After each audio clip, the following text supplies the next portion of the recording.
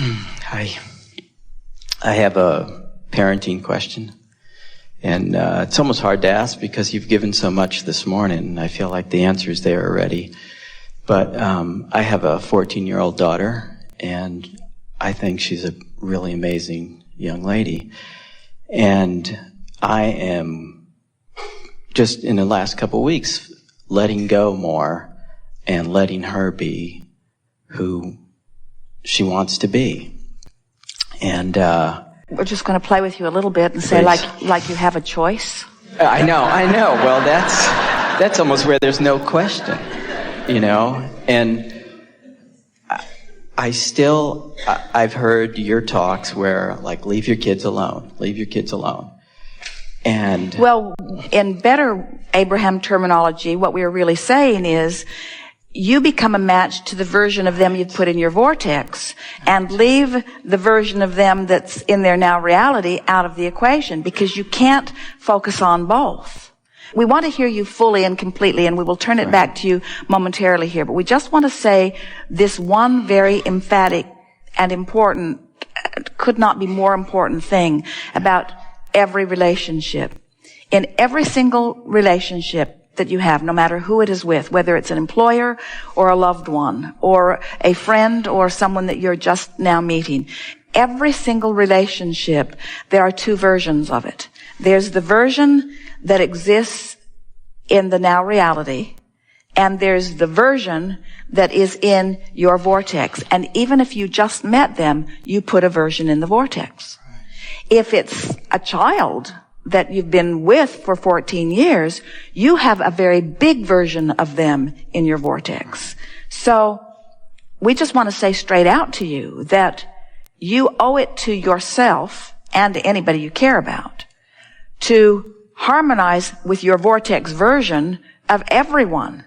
And that's a tricky thing, because they're clamoring out here with their physical version, and they often don't go together. Jerry and Esther have said about their daughter, Tracy, who was trouble-free as far as they knew all through her growing up years. And of course now she's a woman with children of her own. Tracy has always had a version of how life should be. Now, everyone has that, but Jerry and Esther have noticed through the years.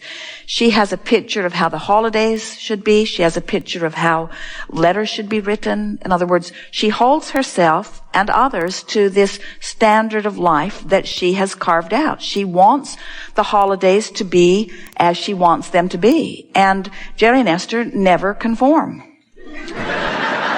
They never conform. right. Esther will never receive anything from Jerry on an anniversary or on a birthday or at Christmas time. Never one time ever in the over 30 years that they've been together.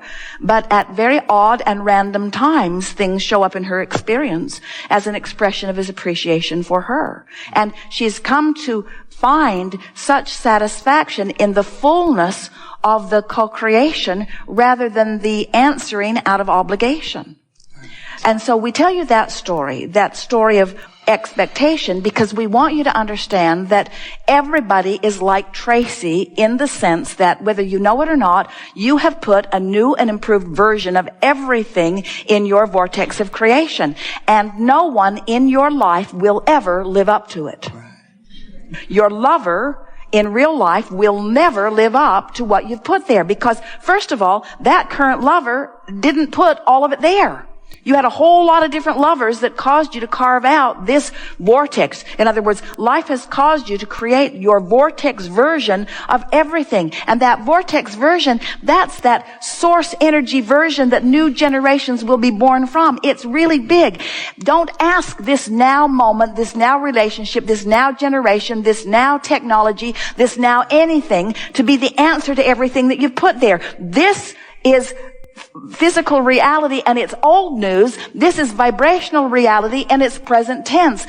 Don't ask the impossible.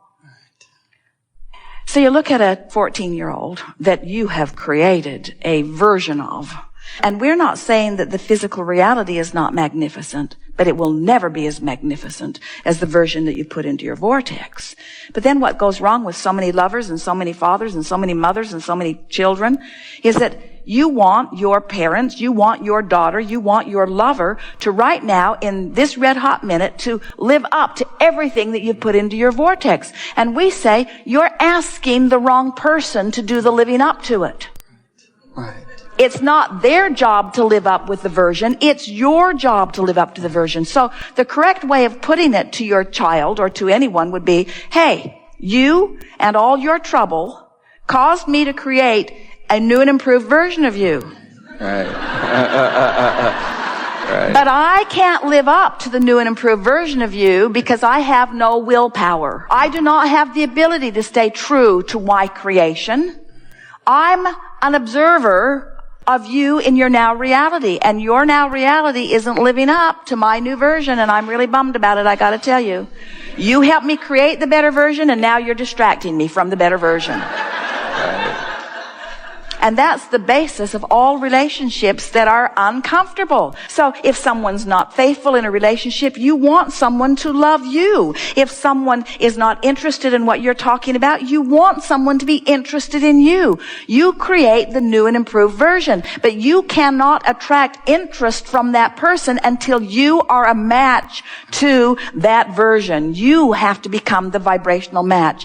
You have to become a cooperative component to your own creation. And when you are a cooperative component to your own creation, then you're in the vortex, and then you will have access to the cooperative components that are all in there also, you see. But to say to anyone, hey, you caused me to create something in my vortex, and now you dare to hang around outside my vortex and not deliver it to me? And if they were speaking as life really is, if they knew what we know, they would say to you, hey, you and your vortex, that's your deal. That's your deal.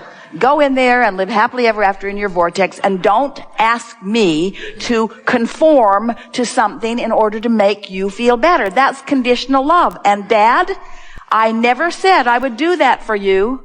I never said I would replace your guidance system. I never said that I would perform in a way that all you have to do is observe me and you'll feel good. I never said that.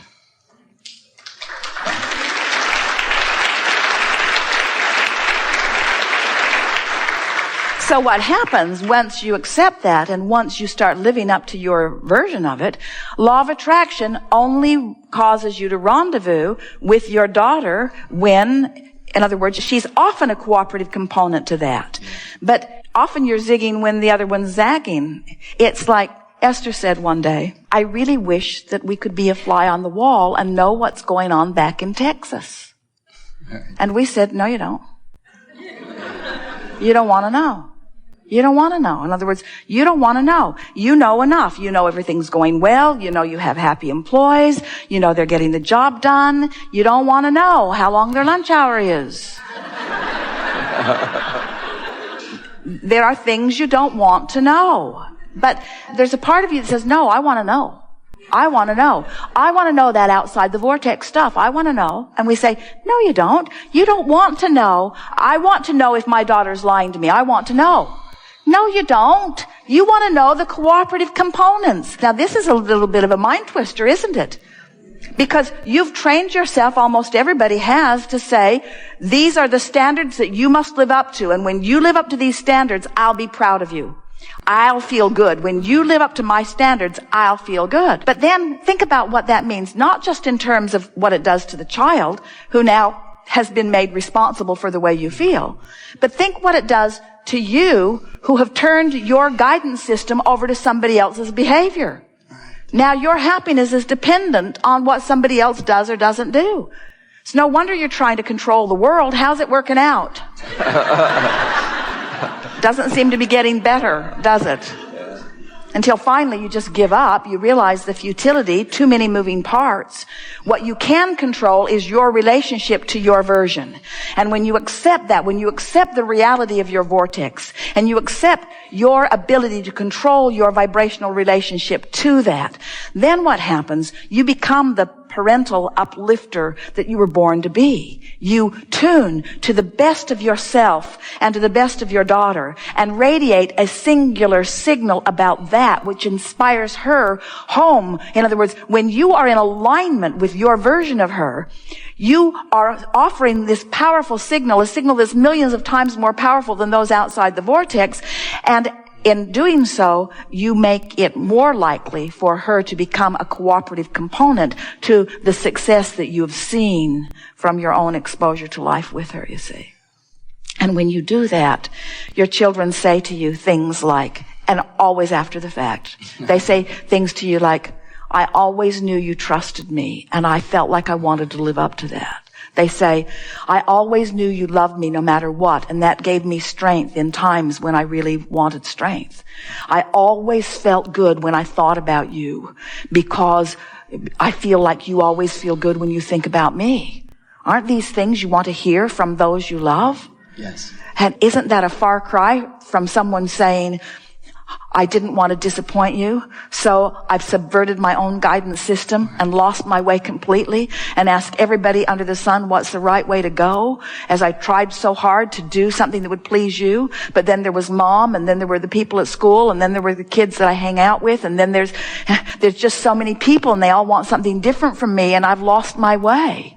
As compared to, Dad, I know who I am because somehow you always knew who I am, and you held such a steady vigil on the vibration of who I am that it made it easy for me to figure out who I am.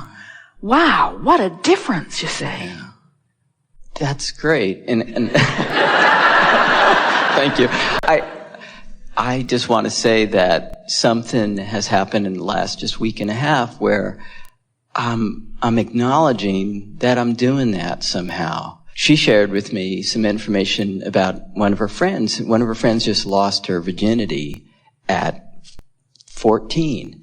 And somehow, the fact that she shared it with me told me about the depth of our relationship. And then it also let me, it's hard for me to put in words, I just saw that everything was okay. Because I've wanted to protect my daughter from that, or have her keep her virginity as long as she could, or I realized how many things I wanted to control. If that was really something that you wanted to control, you would have got hooked up with the biological whatever and set it up so that the biological aspects of the physical apparatus kicked in later. I can't hear that. Say that again. Well, of course you can't. But what we're getting at is humans, as you become more socialized, you become more controlling.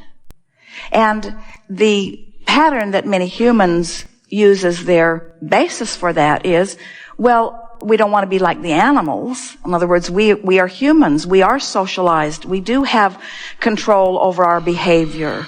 And what we want to suggest is that control, it's like the subject where we were talking about controlling your behavior and pulling your fists back, or controlling your words and pulling your words back, or controlling your thoughts and pulling your thoughts back.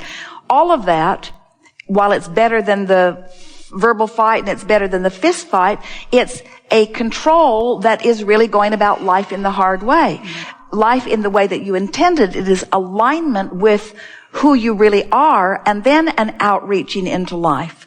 There's this cycle of life that says your source energy, part of you is physical. In your physicalness, you reach for more. The more becomes the non-physical part of you. The non-physical part of you calls you into alignment with that. There's just this cycle of life, this wholeness of who you are. When you're living life from inside the vortex and seeing the world through the eyes of source, you don't feel guarded about all of those things that you're trying to protect one another from.